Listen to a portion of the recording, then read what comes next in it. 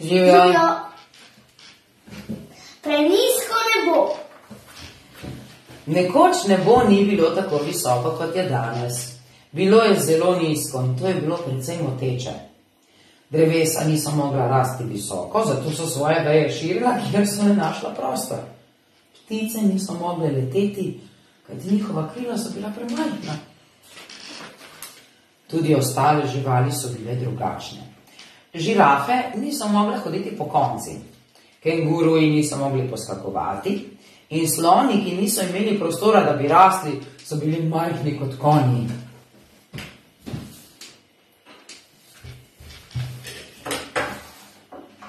Nizko. Zgradbe so bile nizke. Ni bilo raket ali letal, še stopnic ni bilo. Pravzaprav ni bilo ničesar, kamor bi se lahko povzpeli. Oblaki niso našli svojega mesta, zato so se sprijeli skupaj. Zmaji in žoge so zato ostajali zgoraj, kajti praznega prostora, da bi padli nazaj na zemljo, ni bilo. Otroke je to zelo žalostilo.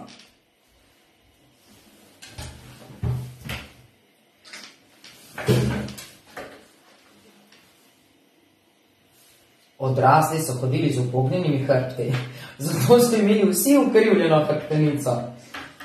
Otroci so vedeli, da bodo nekega dne tudi sami odrasli, zato so morali rešiti težavo, še preden bi se ta povečala. Nekega dne je radovedni deček iskal svojo žogo. Splezal je na žirafin vrat in jo prosil, naj dvigne glavo nad oblake. Najprej sta bila oba malce prestrašena, potem pa je žirafa svoj vrat vendarle spravila skozi oblak in našla sta prazen prostor in veliko ga je bilo. Deček je hitro splezal navzdol, da bi tudi drugim otrokom sporočil, kaj je odkril. Povedal jim je o praznem prostoru nad oblaki. Pomenkovali so se ure in ure, dokler niso naredili načrta, kako bodo poskusili dvigniti nebo.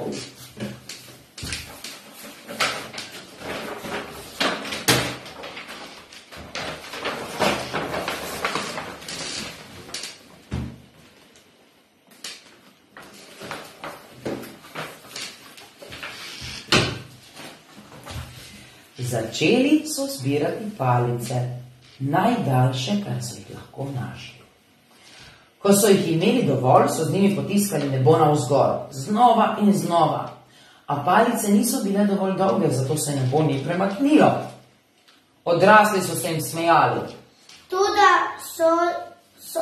Toda otroci so se odločili, da ne bodo odnehali. Ponovno so se zbrali, da bi še enkrat dobro razmislili. Zdaj so dobili celo boljšo idejo. Uporabili so vrvico in palice zvezali skupaj, da bi naredili največjo palico, kar jih je kdo kdaj videl. Bila je tako velika in dolga, da ni bilo mogoče videti njenega konca. Otroci so skupnimi močmi poskušali dvigniti velikansko palico. Nekateri so potiskali, drugi so vlekli. Palica je bila čedalje višje in skupaj s palico so si začeli dvigovati tudi oblaki. Glasen pok je otrokom naznanil, da je nebo visoko, kolikor je le lahko. Vsi so se veselili. Končno lahko letim. Končno, z dvignjenim nebom so se oblaki lahko premikali in našli vsak svoj prostor.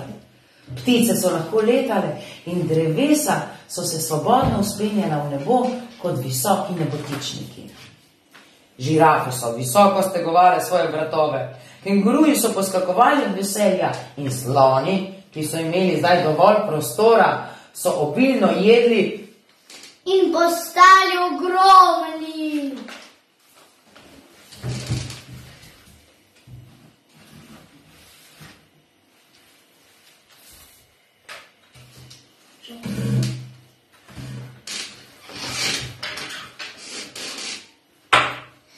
Zelo visoko. S toliko prostora nad njimi so ljudje v mestu začeli graditi nebotičnike, ki so bili višji od dreves. Celo letala so izdelovali, da bi lahko uživali v letenju. Žoge niso več izginjale med oblaki in otroci so lahko spuščali zmaje visoko, kolikor so le lahko poleteli. In ko se je stemnilo, so se na nebu prikazali čudovite zvezde ter razsvetlile nočno nebo.